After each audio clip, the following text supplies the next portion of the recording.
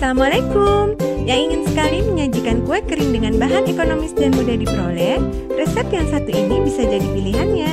Hanya dengan 4 bahan dengan tingkat pembuatan tak serumit kue lainnya, kue semprit ala dapur Ulfat ini akan menghadirkan sensasi lumer di mulut sekaligus renyah. Coklat kompon dengan taburan sprinkle di atasnya akan membuat anak-anak makin menyukai kue yang satu ini. Ingin tahu cara pembuatannya? Yuk kita simak. Berikut bahan-bahan untuk membuatnya.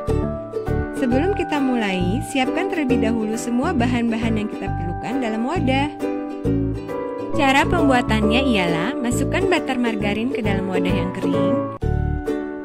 Dalam hal ini, saya menggunakan Palmia butter margarin yang mudah diperoleh. Palmia butter margarin merupakan margarin yang ditambahkan komposisi dan aroma butter di dalamnya dengan harga yang juga ekonomis. Setelah itu, kita bisa masukkan susu kental manis di dalamnya. Dari takaran 100 gram yang saya timbang, saya hanya mempergunakan 95 gram susu kental manis. Setelah itu, aduk rata dengan whisk atau spatula atau alat aduk lainnya. Untuk menghindari adonan melebar ketika dipanggang, penggunaan susu kental manis tidak lebih dari 100 gram dan pengadukan butter margarin juga tidak perlu terlalu lama, cukup hanya sampai tercampur saja.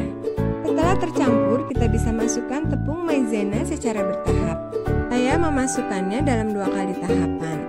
Untuk penggunaan tepung maizena ini, Mams bisa menggunakan tepung maizena curah atau kiloan jika ingin lebih hemat. Aduk rata hingga seluruh bahan tercampur secara merata. Setelah tercampur merata, kita bisa memasukkan kembali tepung maizena pada tahap kedua ini. Aduk kembali hingga seluruh tepung maizena tercampur dengan bahan-bahan lainnya. Tepung maizena ini adalah bahan yang bisa membuat adonan kue kita lembut sekaligus renyah ketika digigit. Setelah tercampur, kita bisa masukkan vanila cair ke dalam adonan. Kita bisa melanjutkan dengan mengaduknya kembali. Setelah tercampur, kita bisa bagi adonan ke dalam beberapa wadah. Untuk selanjutnya, kita beri perasa atau pasta. Selain yang original, untuk varian lainnya, saya menambahkan pasta stroberi. Aduk hingga seluruh adonan dalam wadah ini tertutupi pasta stroberi. Selanjutnya, saya tambahkan coklat bubuk untuk memberi varian rasa coklat pada wadah lainnya. Aduk rata hingga seluruh coklat bubuk itu tercampur pada adonan. Selanjutnya, kita siapkan loyang telah dialasi baking paper dan juga spluit yang ingin kita gunakan. Spluit yang saya gunakan ialah spluit bintang nomor 22. Selanjutnya, kita bisa mulai memasukkan adonan ke dalam piping bag. Setelah itu, kita bisa ikat bagian belakang piping bag, lalu kita bisa gunting bagian ujungnya, dan kita masukkan ke dalam piping bag yang telah berisi spluit bintang. Selanjutnya, kita bisa mulai membuat pola di atas loyang yang telah dialasi baking paper. Untuk keseragaman bentuk, saya telah membuat pola berbentuk bundar dengan bantuan pensil. Dan saya tinggal mengikuti pola tersebut dengan menuangkan adonan di atasnya. Cara menuangkan adonan yaitu beri jarak mengambang di atas baking paper, lalu tekan bagian piping bag agar adonan bisa keluar. Konsistensi adonan yang pas menyebabkan saya tidak mengalami kesulitan dalam mencetaknya. Selanjutnya, kita masukkan adonan rasa stroberi ke dalam piping bag. Lalu kita bisa mulai mencetaknya di atas pola yang telah saya buat. Cara menuangkannya masih sama, yaitu beri jarak mengambang di atas baking paper, lalu kita bisa tekan bagian piping bag agar adonan bisa keluar secara sempurna. Pola bintang ini dicetak secara rapat ya Mams, agar ketika matang nanti tidak ada celah yang terlihat. Lanjutkan seterusnya hingga pola lingkaran ini tertutupi seluruhnya. Setelah selesai, kita bisa mulai memasukkan adonan green tea ke dalam piping bag.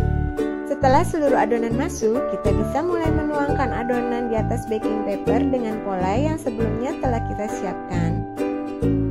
Kemudahan dalam mencetak adonan dengan bantuan spluit ini akan bergantung pada konsistensi adonan yang kita hasilkan. Jika Mams mengalami kesulitan karena adonan sulit keluar dari spluitnya, Mams bisa menambahkan butter atau margarin secara bertahap. Dengan penambahan butter margarin akan diperoleh konsistensi adonan yang lebih lembut. Untuk varian rasa berikutnya, kita bisa masukkan adonan coklat ke dalam piping bag. Masukkan seluruh adonan ke dalam piping bag, lalu kita bisa mulai menuangkan adonan di atas pola yang telah kita cetak. Penggunaan baking paper di atas loyang ini akan memudahkan kita untuk melepas kue setelah kue matang. Lanjutkan hingga seluruh pola yang kita buat di atas baking paper selesai kita tuang dengan adonan. Dan inilah dia, loyang pertama saya telah siap untuk dipanggang. Kita lanjutkan dengan memanggang dengan api sedang selama 15 menit.